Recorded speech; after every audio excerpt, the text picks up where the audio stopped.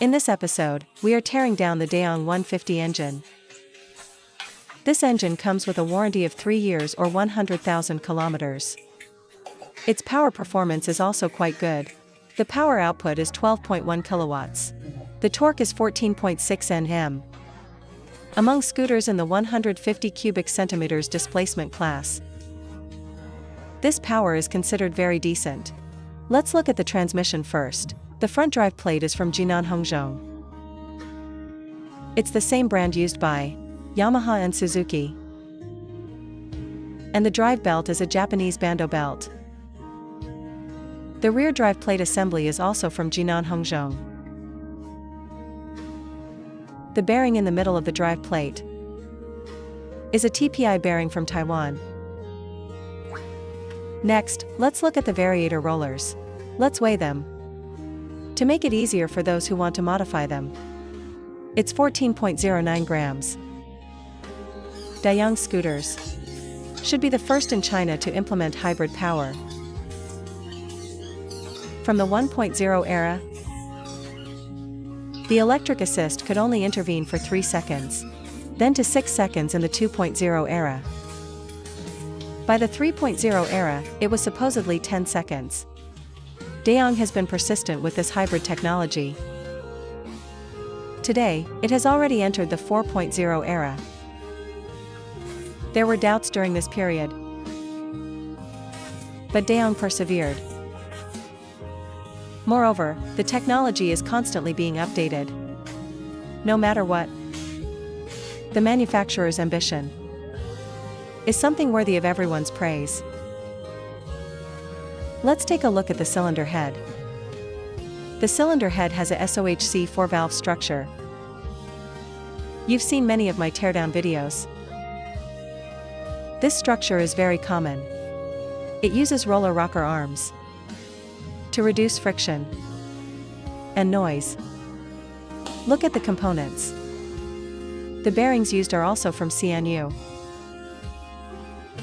The camshaft also has a decompression valve. I'll rotate it for you to see. Now look at the cylinder block. The cylinder sleeve is made of cast iron. You can tell from here that it's a real steel sleeve. The exposed part of the sleeve is wrapped in aluminum. This design is better for heat dissipation. Let's check the piston. The piston is a plain white piston. There are no special coatings on the piston. It's a Jinhuang piston from Shandong. Suzuki also likes using Jinhuang pistons. The piston rings are from Riken, using PVD coating technology. Since this engine is built for hybrid power, it doesn't have a traditional starter motor. It relies on the stator coil and the magneto, forming a brushless motor to start the engine. That's also why it has the auto start-stop feature. The hybrid power also depends on these two, forming a brushless motor, providing torque to the crankshaft to achieve the hybrid effect. I've heard that to achieve this hybrid functionality, Dayang made some modifications inside the crankcase. Let's open the crankcase and see. Since you've watched this far, please give us a like if you enjoy this. Remove the oil pump gear.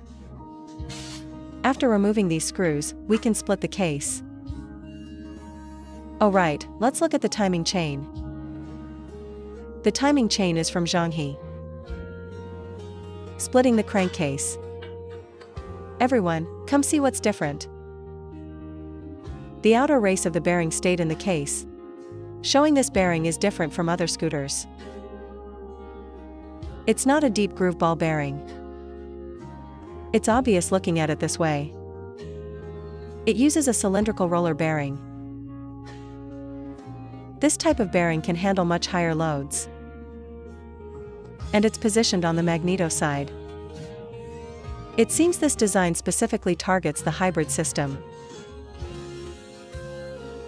to handle the frequent motor interventions.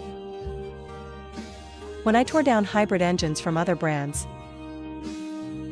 the bearing at this position wasn't specially redesigned. Of course, this type of bearing has a disadvantage. It's not very quiet. This bearing is made by CNU. The crankshaft is from Chongqing Shima. Let's look inside the gearbox. I guess the bearings in the gearbox are all CNU too. Wait, the bearing for the drive shaft is a TPI bearing from Taiwan. Let's look at the other half. There's another TPI bearing here. The other two are from CNU. P6 grade C3 clearance, all electrical grade. Alright, teardown complete. You can see Dayang takes this hybrid system very seriously. They even changed the crankshaft bearing structure to improve load capacity. Regarding the materials, joint venture cars and domestic cars are actually quite similar now. Alright, that's it for this video. Thanks for watching.